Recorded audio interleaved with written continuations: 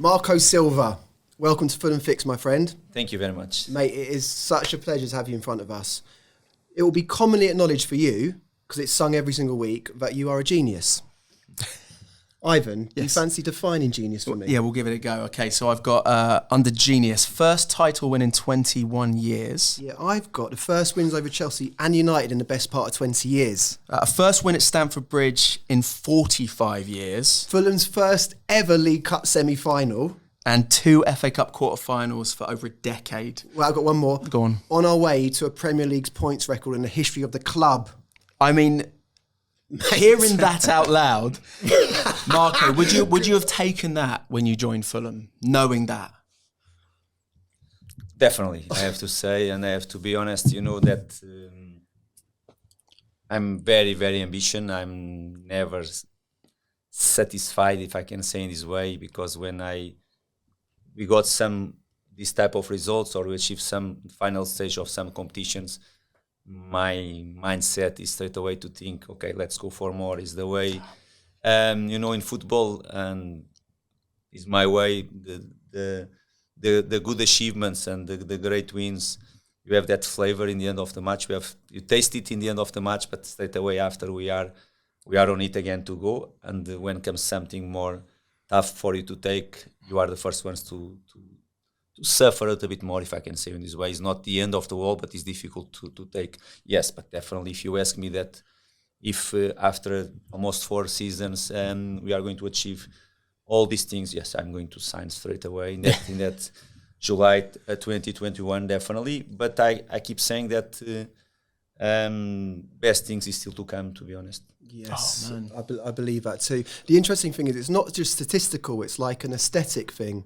Like watching Fulham the last 3 or 4 years, we haven't seen football like this in terms of ambition, being creative, pushing teams, this kind of thing. For people that aren't involved in football like me, who come and watch Fulham every week, what do you philosophically, what are you trying to achieve with a Fulham team? Is there like a mantra or a few sentences that you could sum up what you're trying to do at the club? To be honest with you, is the thing that pleases me more, because, okay, good results, and the results, they speak always louder and all that stuff. You know how it is. Football is like that. If you don't, it's impossible to play.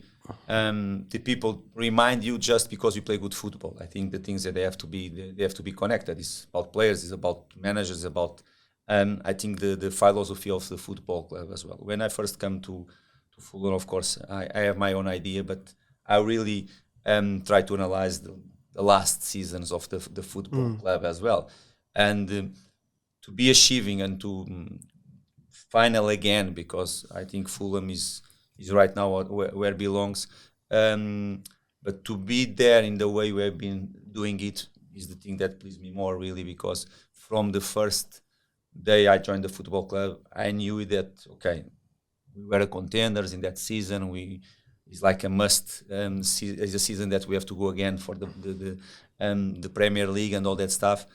But I knew it, and this is the way I see football as well. I knew that has to be in a way that connect again the fans with the football club. Yeah. That was the thing, and I think we did it in an amazing way. Oh man, that's an amazing way. And from that moment after come challenge by challenge. Okay, the season after in Premier League for me was one of the most important seasons in the recent club story, because all the financial stuff, all that we have to be in Premier League again, season by season, and that one was good. And I think the way you did it was very, very important. And I think step by step you are going to implement our philosophy. I think everybody recognizes when you are in our best days, they see it. Okay, this is Fulham Football Club playing there on the pitch, and this really pleased me about our identity and my philosophy as well. You know, ambition is clear there.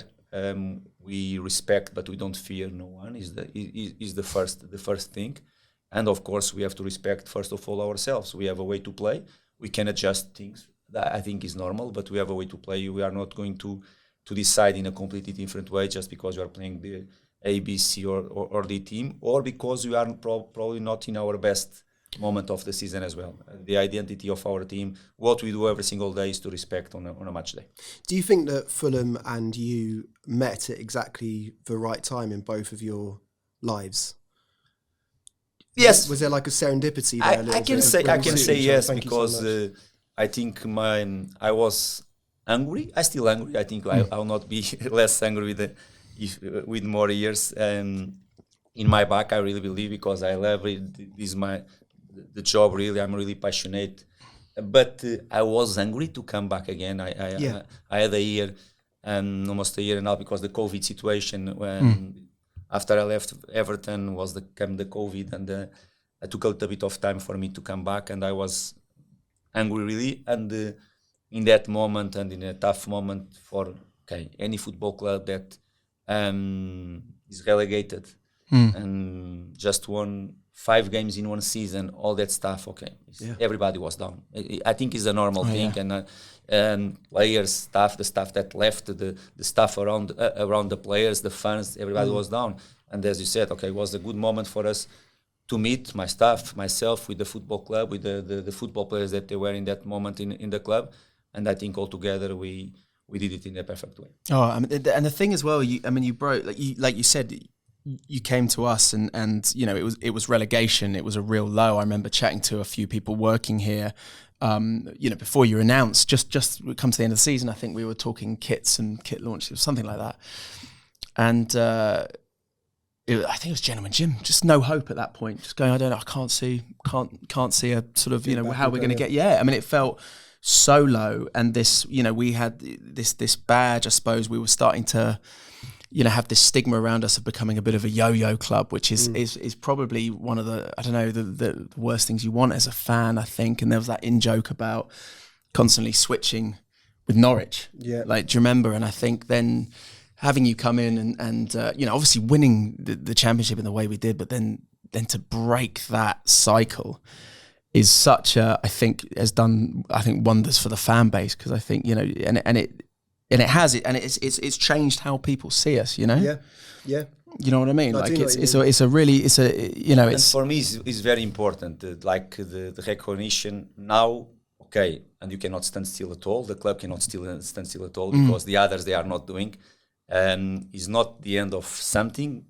You are giving steps steps forward, but it's not the end of. We have to want to show ambition for more and for more and for more, because you cannot stand still at this level. But the recognition as a proper Premier League club, if I can say in this way, was something that was the aim clear. As I said, the first season was crucial for all the aspects, as you mentioned. It was not something that I knew before I came. Even if I faced Fulham sometimes in the different clubs, the yo-yo story was not really in my ear before. And of course, we start to listen that when you start to get close the title and the promotion. Mm-hmm. I knew it, the players, they knew it, that you are going to achieve it, because we, from the first day, we did create something that, we are going to achieve it in our way. We don't know if it's going to be in the top half of the table or not. Probably we are going to suffer a little bit more than we did, because I think we achieved it being in the top half of the table. But we knew that it's going to be crucial, and all together we are going to achieve it. And to be right now, be able to, after that season, even that season, to convince players that they were in clubs. Because if you fear something, if you don't respect the identity, the philosophy that you are playing, some players, and they are not bigger than Fulham at all, but some players that they are in the different clubs, they don't look for our project the way they did it. And most of them, they were really kind and open mind to come, because they felt the confidence that we inside the dressing room, and the players and the staffs, we felt as well. And it's like a connection that we created between ourselves, and right now is already the 3rd season. And again, we haven't talked 1 second about relegation or not this season. Every club has to think about it, because if you again stand still, you are going to be in trouble, because Premier League is very demanding. But our ambition was much more than that. Let's see where you are going to finish, because we have big fights ahead of us and something important to achieve still. But the recognition as a Premier League club is something that was hard to gain again. But I think now Fulham is where it belongs. It does feel belong, yeah. You were right back, weren't you, when you were a player? Do you have it in your head? Because we've spoken to the Fulham team. Well, Tim Ream, for example, said he knows that he did never want to be a manager. Did you have something instinctively in you, intuitively, when you were playing? Were you reading the game? Were you thinking after this? Yes, I at certain age I start to think about it. I can say that when I was 28 years old, I was already with my second degree as a manager, as a coach. At 28 means that I started at 26. Oh, qualifications. Yes, qualification. Early, the second degree, they are 4 degrees, to become the UEFA Pro coach. And at 26 I started, and I was 28 when I finished the second. I just not started straight away the third, because we have to be a coach already. You cannot be, in that moment, we cannot take when I was a football professional player. Since I was 25, 26, I started to try to understand some things as well. Unfortunately for me in my career, I had some bad injuries in my knee, what means that I was, unfortunately, longer periods not playing football, sometimes in the stands, seeing my teammates, all that stuff, and seeing football in a different perspective as well. Was a difficult moment for me as well, but gives me probably in a bad way, but the vision about some things that I start to think more to be in the future, probably to be a coach. But since I was 25, 26 years old, I started to think about it. And that would be unusual. Yeah, there wouldn't be anybody else. Okay, some players you can see. I think you start to think a little bit more when you are 28, 29. When we are seeing the light of probably the end of the career, you start to think more about it. I started a little bit earlier. Yeah. Were you more Castagna or Kenny Tete as a right back? Yeah. Who were you more similar to? Tactical point of view, probably more Castagna. Right. Yeah. Yes, and a little bit more defensive, like Kenny Tete. Do you have an affinity with fullbacks? Do you have like an understanding with them? Is it a different interaction between you and fullbacks because you've played there? Yes, probably. I'm very demanding from them. Positional point of view, they know that I'm with all of them, but with that position. They know that certain things are very, very important on and off the ball, and off the ball even more. And yes, I think they feel it. I don't know. I don't try to be different from central defender or right back or central midfielder or other positions. Yeah. I don't know. Probably they are the most important people to talk about it if they feel something different. Just out of curiosity, do you still play at all for fun in any way? Like sometimes with them, not playing with them, some small things, some small side games when something is necessary there, or something up in the session, or more the rondos. Yes, sometimes I join a little bit with them. And do you get a kick out of it still? Do you enjoy it? Or? They respect. Yeah, nice. I like that a lot. There's a small thing, sorry Ivan. Yeah, go on. There's a small thing that we've noticed, right? You've been here for a long time, and your routine. So when you walk out to Fulham games, you always seem like maybe a minute and a half after players, you walk out with your staff like clockwork. There's a rhythm to everything. Is that? Do you have a? What is it? A superstitional thing? Is it just a natural? Do you need to be doing your day exactly as planned? It's not something that I started to do on a purpose. You see, it was something natural. Okay? Yeah.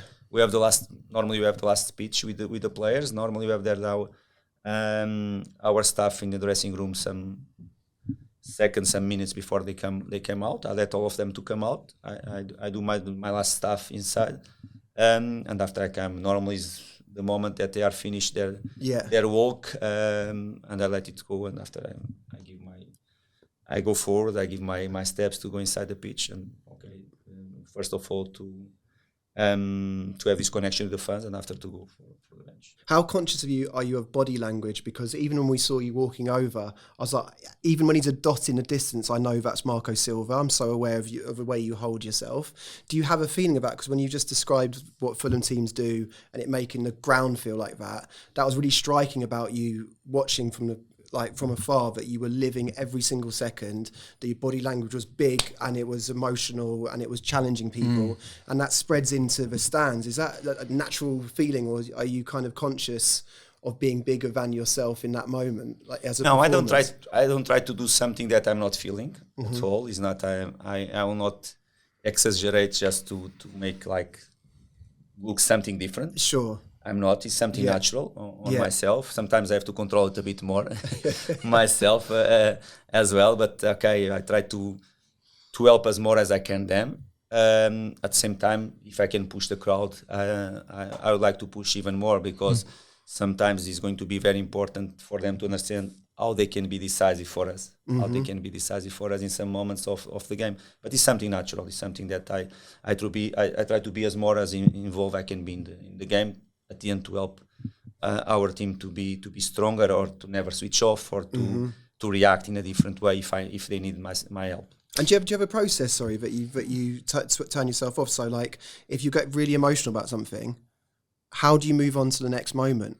Because sometimes I watch you, or I watch football, and I can't let go something that's happened 5 minutes ago. Yeah, and you're obviously very passionate as well, and the fans love that about you. Yes, but it's but you have to, if you are something that you have a moment that you become too emotional for many different reasons, but straight away you need to react in a different way, because you have to take decisions, you have to see what's happened, and at the end the players cannot see the manager every single time in the top of the emotions, because you have to pass them some positive feedback, some other things they are very important, and all of them has to come from me or from someone from the staff. And on the flip side as well, like after games, like post games, like how do you unwind? Because obviously, as a fan, you leave a game, your passions are high still. Everyone has their own ways of unwinding. I mean, do you live locally around here? Yes. Or, what is it? Do you go home? Are you able to switch off quite quickly, or are you reliving every moment?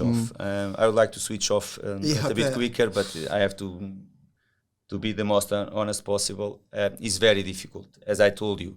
The feelings of the good results, they are fantastic. It's because that you work so hard to achieve. But you have that moments. Okay, when I go home, of course the feeling is completely, the mood is different. My family can feel it as well. When you have the defeat, it's much more difficult to digest, if I can say in this way.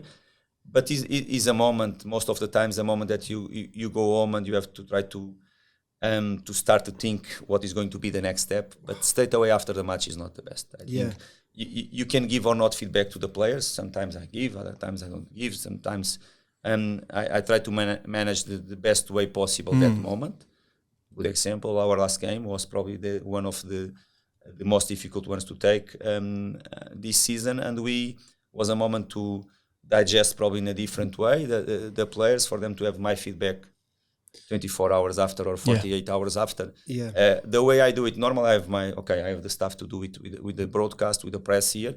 I have my time with the players, short period with the players, with my staff. And after, from that moment, if you have session the day after, is going to be a moment for us to start and to kick on from that moment, to analyze the game more deeply and all that stuff with the players and between ourselves. If you have a day off, is a moment to switch off a little bit, but it's very difficult. Hard for you. I can imagine, but I can imagine, so many times, if ever I get sort of worked up, or you're thinking about something, you're overanalyzing something. The way like me and you would relax, you might get the guitar out, you start playing, or I'd kick back and watch a Netflix show or play some FIFA. Maybe not FIFA, depending. But like, do you have anything like that in your life where you're like, right now I'm back, the only way I can unwind right now is some trashy telly, or do you know what I mean? Yes, I have two or three different things. Of course, the first one, if I have my daughters around, my wife, enjoy the family. Sometimes is the best way to do it, but even them, they are in a bad mood as well. If the result is not the best, they are not they are not the best example as well. Because that's nice to hear, though. I like the fact that they got it. Like myself, if I'm going to travel sometimes, or for some reason I try to watch a movie to try to switch off a little bit, or to be honest, if I'm home, it's going to be to watch football again, not to watch, to analyze. To be honest, good game that is on TV. To watch, not to analyze. It's not I'm saying let's go to see our opposition next week. Okay. Or it's not something like that. If there's a good game, Just to enjoy it. Just to enjoy it. That's nice. So you watch it to enjoy it. You Still don't enjoy football. Try to enjoy as more as you can. So you're saying you switch off from football with football? Yes. Wow. Really. That's true. If it's not a family or a movie, when I'm telling a movie, if I'm in the coach or I'm in the plane, okay, it has to be a movie. If at home, probably is going to be with football again. It's going to be a football film as well, isn't it? It's going to be Ted Lasso or something. Yeah. With football again, yeah. Let me ask you a question about like a common theory that's at the moment. Football's become very formulaic. Teams stand off each other. There's no instinct, and it's difficult to watch sometimes. That could not be further from my experience watching Fulham in the last couple of years, where you have highly dynamic games. You never know what's going to happen. And we've just beaten the champions in waiting 3-2 in what was like mania, just going and hitting them. Well, they hadn't lost away either all season. Do you like listen to that or see that? Is there like an incongruence sometimes with? Do you know what I mean? How people view Premier League football and what we're achieving? I know what sometimes I can understand that it's not that the game sometimes become too robotic, if I can say, because tactical point of view, the game become very specific, and I really believe as more knowledge you have about the game today in football, you can be better player inside the pitch. Your knowledge, your understanding about the game, the teams, they know each other so well that sometimes it's not easy to break the teams down. That is the first thing. Okay, the probably this generation and coaches and managers, they have a so specific way to play that it's not easy to take them from one specific way to play and change quick the things.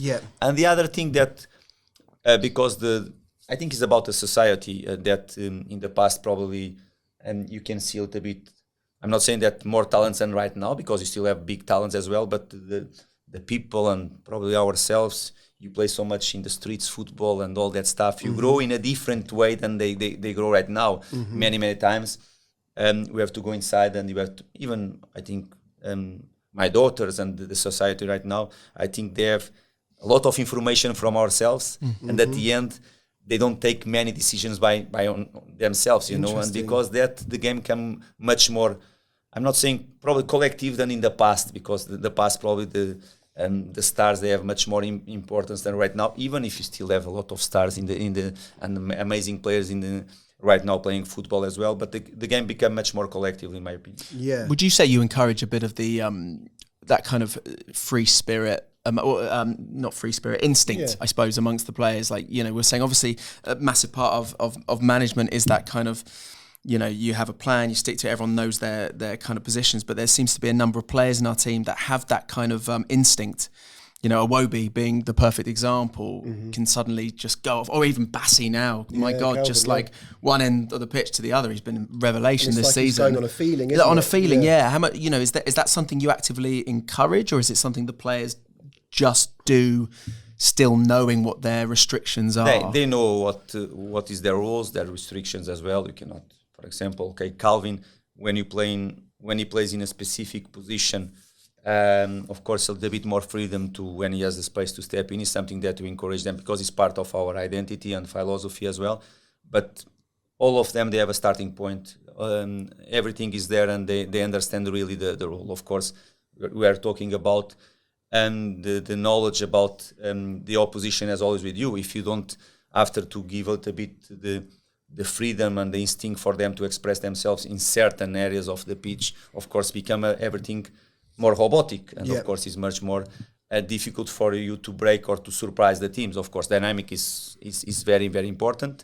Let them express themselves in a collective idea and related with our identity, of course. And I think the most creativity players, we cannot take from them what they can have offer the best for the team, definitely. We felt bad because we had Alex Iwobi on, and he told us, I go and play five-a-side football sometimes. And then next week you were getting asked, is that cool for Alex Iwobi to be playing five-a-side football? So did you know about that? No, I didn't know, and it's not a good thing for me to say. But, you know, is again, we are talking about, is again this new generation and the new society, the way they look for it. They probably in the past, if you were a football professional football player, is something that you are not going to say, because you know that is not something that because something can happen if you play side-to-side game with your teammates. Something can happen, and you have your job, you know. Yeah. But this new generation, Alex is a lovely guy, and we all love him. And it was my,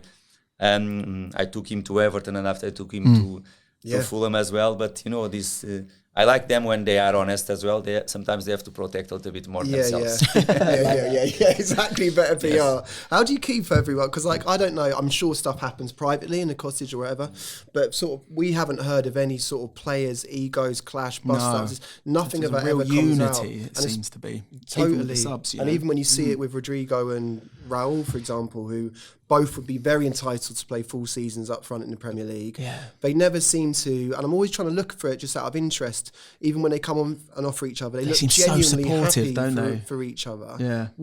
Are there conversations you're constantly having to have? Both they have very good relationship. Yeah. Because I think that helps, because Raul, this is the case of Raul and Rodrigo, I think. And generally they are happy with each other when they score. Yeah. Even if they feel that scoring probably could be more difficult for me to start the next game. But generally they have a very good relationship. I think they help each other. Raul more mature and more experienced player, help him a little bit as well. But they have a good relationship, and probably is one of the reasons. But overall, and looking for the 3 seasons and a half, more than 3 seasons and a half already, I think it's just possible. The management is important. You have good, strong relationship, but open relationship with them. Being honest with them, they know what to expect from myself. Really, my face doesn't lie, of course, and I cannot be the best face if I'm not happy with the situation. But because we win a game, I'm over the moon, and after I'm completely depressive if I lose a game, because I know that you have another one to win straight away after. We have to have the right balance to manage them and to be honest with them, even if the mood is not the same when the things are not going well. This is one of the reasons, but you cannot achieve it after if you don't have a great group of lads in front of you. And since I joined the football club, and I have to be fair enough with them, I think changing some players, we have been changing season by season, but the core of the group and the lads and the most important ones inside, all the players with more time inside the club, the egos that come out, no one is thinks that is better than or bigger than the group or the club. I think comes probably the way we all are in our job, but because the great professionals that we have in our football club. There's been a few players you've brought in that I think, media and press have kind of almost labelled as sort of past it or has-beens, or, they've lost that kind of quality. There's a number of players, and you've somehow managed to reignite their game, totally. I remember, players like Willian, Pereira, and obviously recently Sessegnon as well. What is it? Is there something you can see in them? You can see that little thing, that spark that for other managers, Willian's the perfect example, because I think when we signed him, it was met with a kind of interesting, because we're like, it's Willian, but we know he's not had some good seasons. Are we getting him? And then he we have a season where he's playing like he's bloody 25 again. Unbelievable. Yeah. So what is it? Is there something that you see? And like, let's say recently Sessegnon as well. I mean, you've got a whole stadium of fans, have been praying all season for Sess to get back to what we know he can be, and he's getting there. He's what is it that you're seeing there? Firstly, and the most important is about quality. If they don't have quality, you can help them. You can trust them. They can feel the belief and the trust from all of us. You can work with them individually and collectively for them to get again in the best shape and the moment they can be. But if they don't have quality, you mentioned 3 or 4, you can put more on the table, and all the players that you mentioned, I think that they have the quality. Willian, of course, is a great example of it. After Arsenal spell was not the best for him, and of course after that the spell in Brazil at Corinthians was probably not the best. When he came, the first conversation with him, they were very good, but I knew what the quality of William. Of course, we can have doubts. I'm not saying that, okay, in that moment, I was 100% sure, okay, William will become again, he's going to look again 25 years old and again, okay. But one thing that I was sure, and William too, that the quality is still there, and that he has the quality. Of course, we knew that we have to manage him, okay, to physical point of view, to be smart, because he's not a young player no more. And I really believe that is an example that the way you play football switched really well on him. And the seasons, the 2 seasons from William, and now this different right now, this spell with him, I think switched really well on him. Okay, and other examples, Andreas is a little bit different because he comes so hungry to prove his quality in Premier League and all that stuff. He was in a big club in Brazil. Cesc is slightly different, and about quality, all of us, you know, he left the football club like one of the most talented players in Premier League in that moment. Yeah. And they were really tough period for him, and the main thing for us in the first months of the season is to put him in the right shape, for him to don't get injured, for him to don't stop one training session at all, for him to be always there. The beginning was difficult for him because the confidence, the trust to go until the limit, to see what he's doing right now, up and down every single time, and be able to do it day by day is very important. Of course, he has quality. He's very versatile. He's a versatile player that can give us many different things, and we are. I know the fans out there love him. It's so important to have players from the academy here, and to see him back is very important. But okay, overall, is more or less the situation. First of all, it's about the quality of the players and the trust. If they come and if you trust on them is for one reason, let's work with them and try to get the best from them again. Do you think there's anything that's underappreciated generally about this Fulham team? For example, like when you're not reading a whole game, I didn't realise till recently when we had a lot of TV games as clipped up, how much chasing Andreas does when we don't have the ball, and how much of a big impact he's putting on pressure thing. Like, just because I'm not from that universe, I won't be always reading that. Do you feel like there's anything generally that the crowd don't acknowledge about what this team does well? You have to understand the players that you have in front of you. And for example, when we signed Andreas, was to play not in the position that he was playing most of the times in our club. In that season, we sold Fabio to Liverpool. Yeah. And when Andreas signed with us, was to play a little bit deeper on the pitch. Andreas, with us, he played many times as an offensive midfielder, almost as a number 10 position. And in the past in his career, it was not a position that he played often. Play on the side sometimes, play as a second midfielder. Sometimes the work rate from himself, and I think the last few games is a great example. Yeah, he's been work to the team. Sometimes the people doesn't see. You are mentioned that you can see a little bit deeper the match, and you can see it. But okay, you mentioned it. Probably some more players they have the same feelings, but it's what it is. We cannot control what the people can feel and can see, and if they want to react in one way or the other. Okay, should not be a problem for us, even if everybody wants to get recognized from their job and what they do and the hard work they put on the pitch. Yeah, definitely. Because I always think about, because Bobby Zamora came here his first year, and he just said to us that he was getting booed, he wasn't scoring goals, but he was just in a role where that wasn't, and every time he's come out of the dressing room, everyone was saying unbelievable, and that incongruence between the two things is just an interesting... Yeah, Roy had given him a totally different thing to do, but the fans weren't seeing that. We just thought, we've signed this striker who's not scoring. I think Andreas is a good example. I'll give another example to you that was a great servant for this football club. Bobby Reid, for example, was another good example. Much more a team player than someone that wants to come always on the picture and to be the first one to be. And he did a great work for this football club since I joined the football club. I know that even the season before he did it as well, and was not that probably the player. Everybody recognized how he was working to the team, but probably in terms of number of goals or number of assists or that player that 1v1 situations was amazing. Everybody loved, and sometimes football is like that. The people see the small actions, doesn't know what they are asked to do for and all that situations, and you can mention some more, but okay, the fans, they have always the right to do and to react in the way they should. We want always them to support and I'd like to see from the first minute to last all the players from our squad. Do you then overcompensate a little bit? This is going to sound really stupid, but I think from my point of view, I would feel as that player, a player like Bobby, where you've worked hard, you've done all the little things that you've wanted, but you've not, we're living in a world where it's all about stats and, like you said, assists and all this sort of stuff. Do you then overcompensate with sort of making sure you tell him he did a good job, he did exactly what I asked for in that game? Do you make more of a point of that then for those moments? Of course, they know it.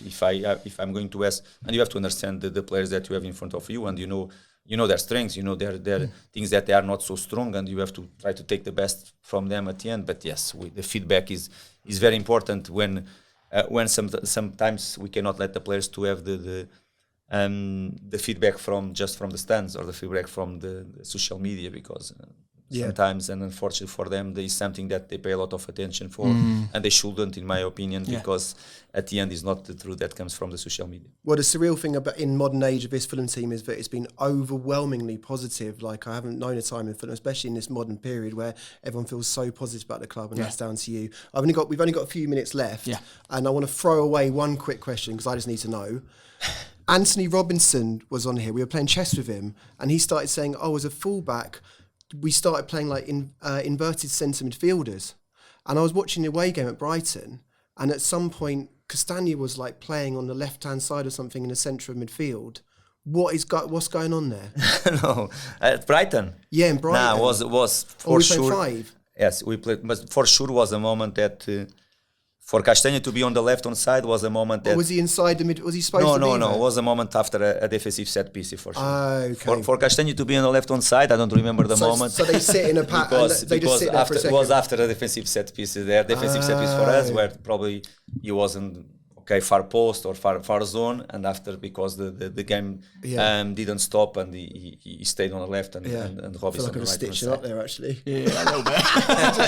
It's embarrassing, isn't it? Yeah. Yes, was the reason. Do fullbacks play as inverted? Is the influence of a great manager? You see, for example, the influence of Pep was, we have to be fair with him. That was probably the first one that start to play with the right backs, stepping in and to be as a central midfielders. He started that in Bayern Munich, and after in City as well. And of course, probably some coaches they got influence from him in that aspect of the game, because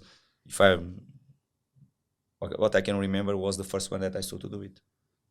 Amazing. So a couple of things. Firstly, while we still got you, switching off from football with more football chat.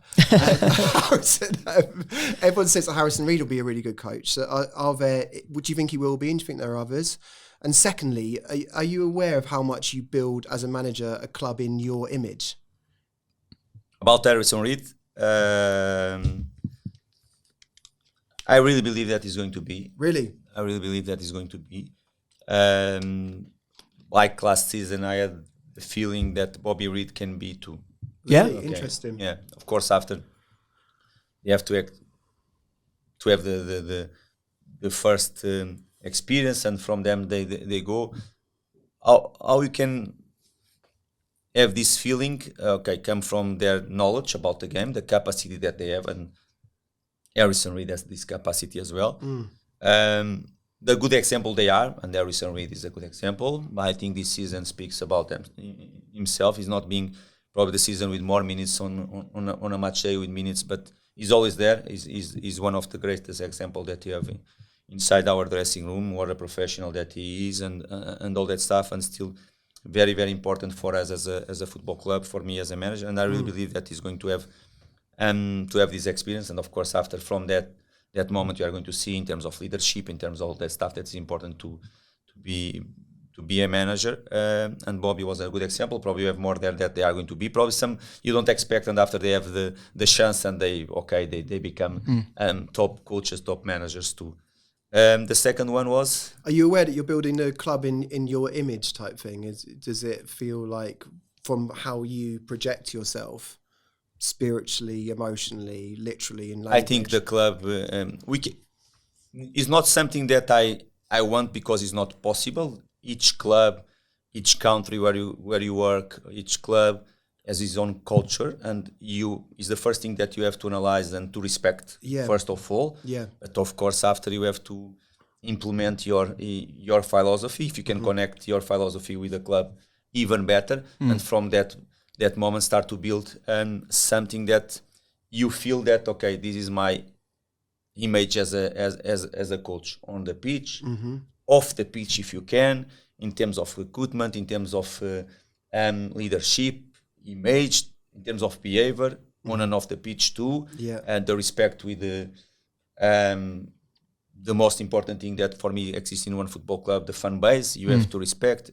I go again. If they are happy or not, you have to respect their own opinion and what their reaction. Even if I would love them to be always with us and love all the moments of our game, I know that is not going to happen, and you have to respect it. And it means to respect the culture of the club, the people that they are the most important thing that the fan base, but at the same time to create something in terms of behavior, leadership, ambition, the people connection between the way you play and what the fans they like to see it, and at the end win football matches that they speak louder than everything. But yes, I want to create an image from the club that everybody at the end they are going to recognize Fulham is playing, and that shirts and that guys they are Fulham football. Yeah, we've got that. So it seems to be happening. Yeah, I get a real kick out of listening to the radio and hearing when I think he's got Fulham this weekend. Oh, tough team Fulham. I love hearing that. Oh yeah. They're playing well. They're going to struggle against Fulham. You're like, is there a reason? Do you think that those games have suited us more? Beating Liverpool here, Chelsea, Boxing Day, Brentford we here, take it to them, don't we? United at Old Trafford. Is there a reason those games are suited better? But I have to go back. I know that the people is talking about it more now, but if I go back for the season 22-23, where we the first season after the title and the promotion, and I remember that one moment of the season. I don't remember when, but it was really close the end. And the people were saying that we were the best team from the worst teams. What I can say that most of the games against from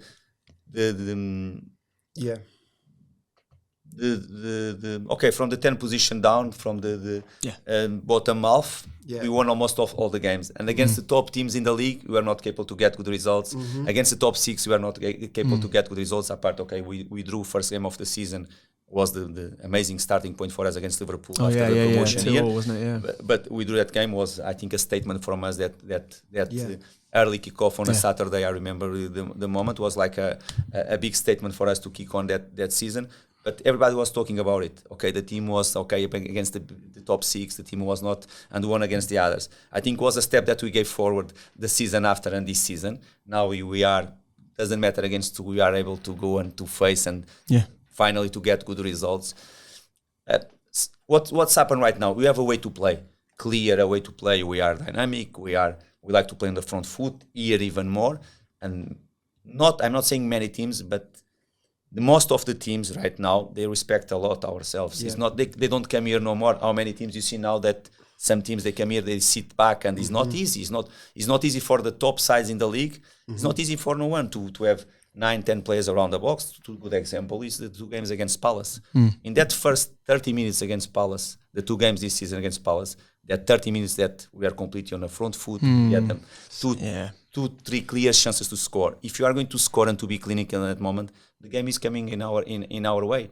For some reason we didn't, and of course they had moments that they punish us, and the game changed completely. Sometimes it's not easy to break down, but you have to recognize that the teams, they change a little bit the approach against ourselves when we play at Craven Cottage right now. What we have to do different? To look, to analyze. The future probably to have different type of profile players in the attack, probably if you can to start to have more capacity to break some teams down, because they respect the way you play, and you have to be able to analyze it in that way. I think it was a big step forward for us to start to win these games and to be competitive and to be able to win this type of games, because in the past we didn't, because that, you mentioned so many records there about the big teams. Yes. Now become the other part. The teams respect you more. At Craven Cottage, you have to be able to break some teams down when they are with 9-10 players around the box. Is what it is. I think is you are paying something because you are progressing as a football club. It's like the privilege of success a little bit. It's another challenge. It gets harder. Yes, definitely. I've got to admit that is one of the most joyful things of having you as a manager. The fact that, I've been coming to Fulham since I was like 12, 13. And, when it came to playing certain teams, Liverpool, United, Arsenal, you always knew, best we're getting out of this is a draw. If we're lucky, you always respect how they play. And now it's like we're going into every game going, we could win this. It's They fun. win this. I think And it's a great that's a feeling. really unique thing. That's fun. not something that we've had really. So Which leads us probably to the final question. What we've mentioned everything you achieved so far. What is there to achieve? When we spoke to Roy Hodgson, he was saying, we were saying to him that his 7th place finish is the highest Fulham team's ever finished. He was saying this Marco Silva team will beat that. What do you know? I know you probably can't say it because these things get clipped up, but a trophy, what is it? What's the next thing to achieve for Fulham? I think we have to keep doing steps forward, definitely. This coming from Roy, for us is a big privilege. He's a legend of the football club. He's someone that I have very good relationship and I really respect, not just because even before I joined Fulham was a personality in this country that I have a massive respect with him, and I really enjoy all the small moments and that I had with him after the match, before the match, when we play against each other. And it's okay being now at Fulham when he is a legend. Is a privilege to listen from him that he thinks that what we've been building in the football club, we have been probably is going to be able to beat that position and the tally points and all that lot of stuff. Yes, but I really believe that always the best thing and the best achievement is still to come, and you have to work really hard to achieve it. Okay, we have some downs that probably you as a fans you feel that as a downs, but it's a privilege to be there. Okay, the 2 quarters final that we had, the FA Cup quarters final. Okay, was in 3 years to have 2 quarters final as achievement is good, but they were the downs for me as a manager. Imagine you feel it because we're really close to achieve the next step. For example, the feeling is different than the feeling against Liverpool in the 2 legs in the semi-finals of the Carabao Cup, because in that moment we compete really and we were there. Okay, Liverpool for 1 goal they were on it. I think the game at Old Trafford against Man United was in our hands, and we already spoke about it, why the things went. And the game against Palace here as well. The what we want to achieve is when you arrive again, and you have to work really hard to arrive again in that final stages again, the competition. The people has to understand that it's not easy to achieve and to arrive there. You have to be stronger to do the next step and to be the semi-finals, to be at Wembley or probably to be in the final of Carabao Cup. It's not something easy, therefore not, but it has to be our aim, because domestic competitions is the 2 competitions that you can be closer to get some title for the football club that unfortunately in this type of competition doesn't have. And this is the thing. The ambition no one can take from ourselves. It's difficult, yes, but cannot take. In terms of the Premier League, I think is what we are fighting for, is to fight always to be in the top half, to fight to be as high as you can be, and if it can give you the chance to compete in a European competition, we are going to fight very hard for it. We cannot have nothing guaranteed because we are playing against some of the best sides in Europe, not just in the country, and it's very difficult. I've got chills then. Yeah. The story's not over. No, 5 cup finals to come as well.